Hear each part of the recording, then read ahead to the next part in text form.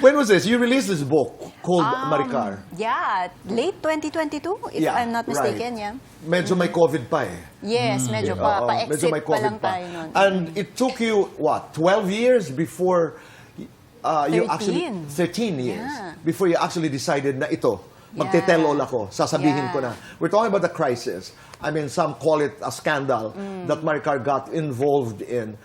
Kwento, Maricar, paano mo narating yung point na yon? What have you become because of that? A lot. Oh, gosh. Well, that's why I had to write a book. Correct. Because there's so much. You have to get a copy of this book and also the other book. Saan ito mabibili? You can go to, actually, maricarreyes.com. Okay. You know, for something And simple. you can get a copy of the books. Okay. So wait, so what happened? Para siyang it's like, I feel like I've been turned inside out. Kasi all my life, parang the way I would do things, the way I would live life, feeling ko na tama is, you try to look good, you do good, external stuff. Basta if you look good, people don't see the bad stuff you're doing, you're okay. Pero yun lang, parang with what happened to me, para akong nabaliktad.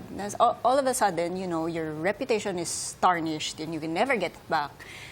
And then, yun nga, parang I had to slowly learn to release that yung parang death grip ko and a good reputation, and that's my identity. Oh. Yun yung kailangan kong baguhin. And what really needed work pala was my inside. Hindi yung panlabas ko na the external stuff I do. Baligtad. Yes, it's actually my heart. There's a lot of dark things there na hindi ko alam. Dahil nga ang lakas ng exterior ko. Sinong tumulong sa'yo? Na, talaga? Well, na makita yung, na mapunta ka doon sa perspective na yun. Especially now, he's a big part of it kasi he's very honest eh. So he can really see like, oh, you're doing that, but yung ilalim mo parang hindi, you're not really happy. You look happy, but you're not really happy. What's there? So magaling siya magkut-kut. But of course, initially, yung journey ko, before I get married, there was a lot of women then. I was shocked. I was introduced to women na sobrang brutal din with their struggles and very honest. Na parang, ito yung sablay ko, na yes, I went through this trauma, but actually what dug me into a deeper hole was my response, not the trauma. Paano mo na-achieve yung pivot? I'm not sure eh. I think it was around 2010, late 2010. Parang, yun nga I saw my part in it. Kasi for the longest time, I couldn't see what I did wrong. Or parang the thought was, what did I do to deserve something this big? Wala naman akong pinatay na tao. Hindi naman ako, addict or rapist. Or Pero whatever. to me, that's a fair question. Yes. So, sorry, It's but that's a actually fair very question. fair. Yeah, it's very fair. Well, I can't talk about this without going into God.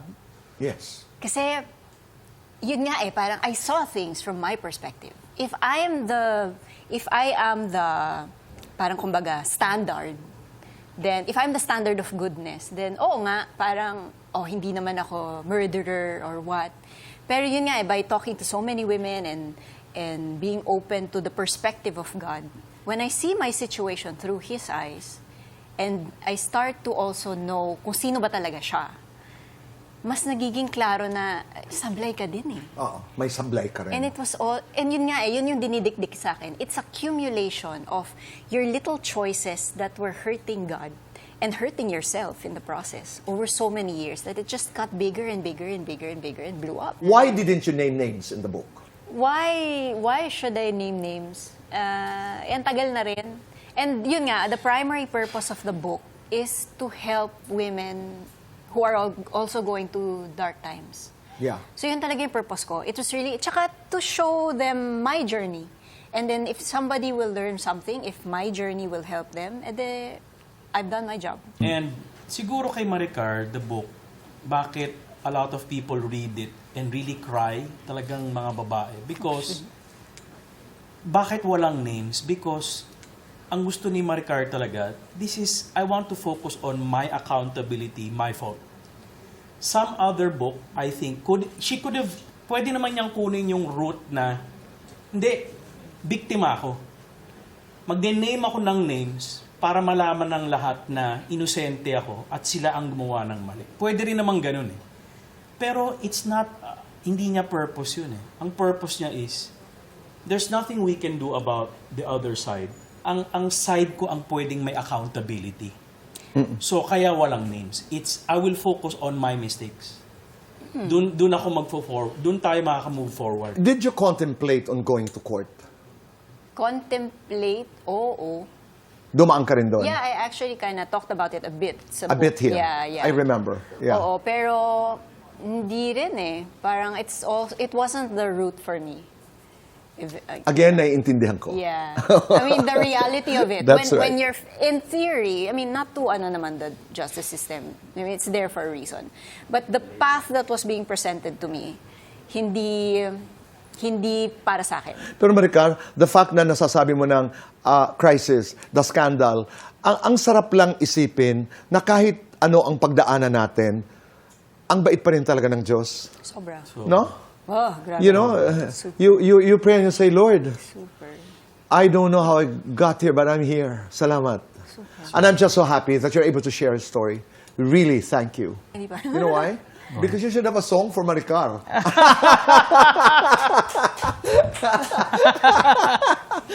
Sabi sa akin, wala raw kayong theme song. Wala kayong theme song. Hindi kami ganun. Pero, nung nagtanong sila, anong theme song niyo sa dinadaanan nyo? Yung Where We Are Now, siya yung nakaisip ng song. Anong naisip niyang kanta? Okay. Anong kanta yung naisip mo nung tinanong tayo na, ano daw ako theme kakanta? song natin? Hindi, kasabayan kita. Anong title nun? I don't know the title eh. Just Yung know first the line pa lang. Oh, go. One. Cause we're getting to know each other a little too well.